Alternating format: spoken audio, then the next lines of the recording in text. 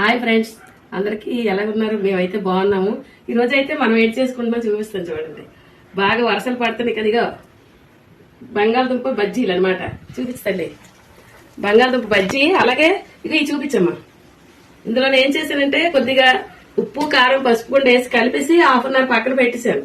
ఎందుకంటే బంగాళదుంప లోన చప్పగా ఉంటది కదా అనేసి. అలాగే శనగపిండి కలిపాక ఇగో బజ్జీ లాగా వేసేస్తున్నాను.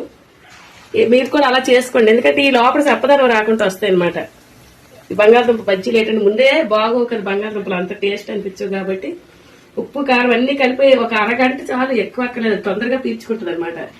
అవి ఇలా శనగపిండి కొద్దిగా వాము పొడిలా చేసుకుని అది సాల్ట్ పిండి చిన్న కారం పిసర వేసుకుంటే వేసుకొచ్చి రావట్లేదు, వేసి కలుపుకొని ఇలా బజ్జీలు వేసుకుంటే చాలా టేస్ట్ వస్తాయి.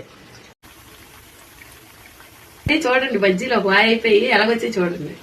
ఇగో మనం లైట్ కారం వేయడం వల్ల కలర్ మారింది, ఎల్లో కలర్ కాకుండా మనకు కొద్దిగా బ్రౌన్ కలర్ వస్తాయి. అలాగే టేస్ట్ అయితే ఎలాగుందో ఒకసారి చూద్దాం. ఇదో చూడండి లోపల ఎలాగొచ్చిందో.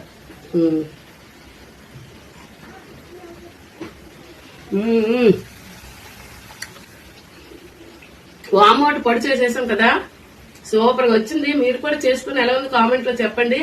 అందరూ కూడా తప్పకుండా చేసుకుని తినండి, అప్పుడు అక్క బాగుందని మీరే చెప్తారు. ఓకేనా? అందరికీ కూడా బాయ్. లైక్ చేయండి, షేర్ చేయండి, సబ్స్క్రైబ్ చేసుకోండి. ఓకేనా? బాయ్.